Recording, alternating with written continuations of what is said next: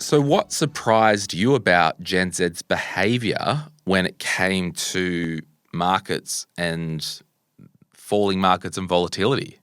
So we have this theory, and there is research to back it up, that people panic when markets fall. And there's good data to suggest that investors of all types, professionals and retail investors, don't make the greatest decisions in a volatile market. But younger investors have grab the buy them dip mentality.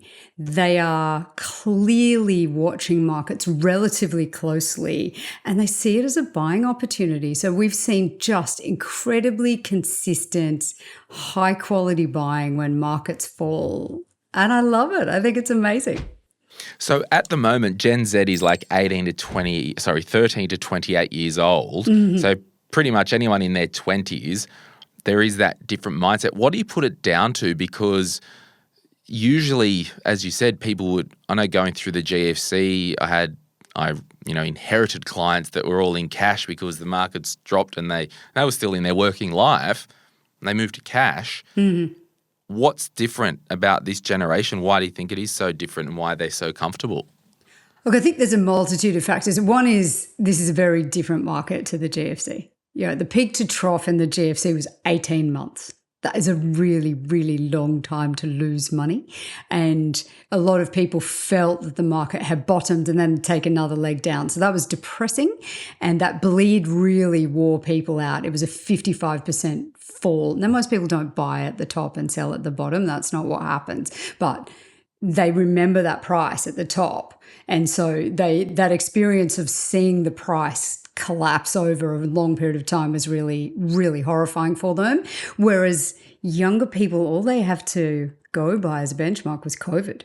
And as a guy I was talking to the other day said, I've had lunches longer than that downturn, right? It was short and sharp. It was 30% 3 weeks and then it was a massive rebound. Everyone had a great time. You bought at the bottom. It came roaring back. So COVID was a sensational experience for people to start their investing journey. Liberation Day was very similar. We had April, turnaround, rapidly running back again. I call it the Fanta Fura's little mishap. Yeah. And I think that V recovery was like 10 minutes, maybe 11. Yeah. Like it was short, within sharp. the week, we got a couple of days. I mean, you did not want to sit on that opportunity because if you did, it was gone.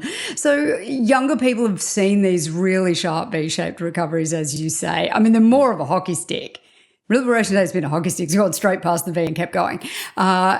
And so they do have these really positive experiences of buying the dip. That's generally been a really rapid rebound. GFC was the exact opposite of that. If you bought the bottom, it still took quite some time to get to sort of reasonable gains, and very few people bought the bottom. That was not what happened.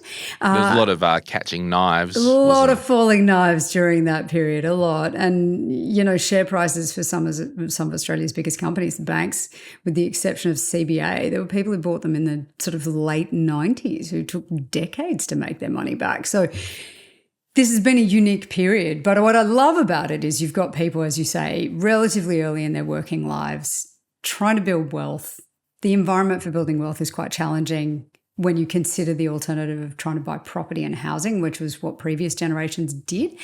But their experience of the share market's really exciting. The other thing that's very different to previous generations is it's cheaper, it's easier, you've got access to all this amazing information. So you have all of these like clear and simple opportunities in front of you that perhaps just weren't there for previous generations. And I was going to ask you if you think it is a mindset or technology thing, but it probably is both, because if you're, what am I now, 41 or something in the shade, I started this podcast 8 years ago. Mm.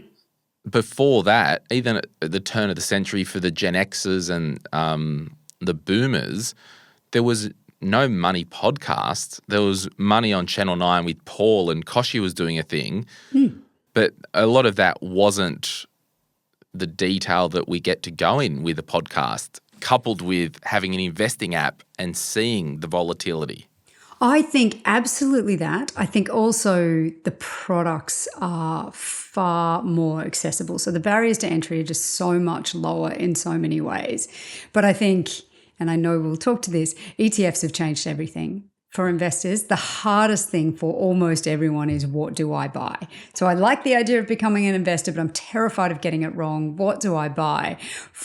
From what we can see with young investors, that has just made taking that first step so easy relative to 15, 20 years ago, when even if you had the best quality information in the world and you could listen to the podcast and you had the app and all of those things, getting over that first hurdle of what rather than when and why, just what, that was the hurdle. That was the thing that people would fall over with. And now people straight through it. Hey, it's Glenn here. Thank you so much for watching today's video. You made it to the end. Can I ask a favor? Can you hit that like button and maybe hit subscribe if you want to get notified when we release further videos just like this one, whether you watch the Money, Money, Money podcast or Retire Right. And remember, if you want to learn more about investing, I've got an investing book, The Quick Start Guide to Investing, and there's a link in the description to get your hands on a copy. Thank you so much. Bye.